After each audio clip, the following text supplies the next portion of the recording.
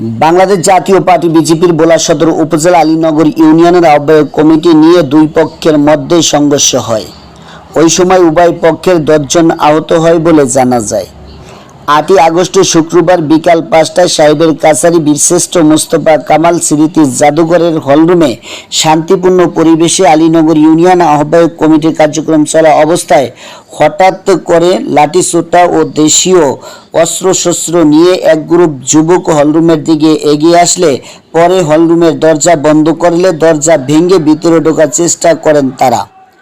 বাংলাদেশ জাতীয় পার্টি বিজেপির ভোলা জেলার সাধারণ সম্পাদক মোতাসিম বিল্লাহ ও উপজেলা সাধারণ সম্পাদক আবুল বাশার বুলবুল পরিবেশ শান্ত করার চেষ্টা করলেও ব্যর্থ হয়ে পরে আহ্বায়ক কমিটির আলোচনা ও মতবিনিময় সভা বন্ধ করে স্থান ত্যাগ করেন তারা।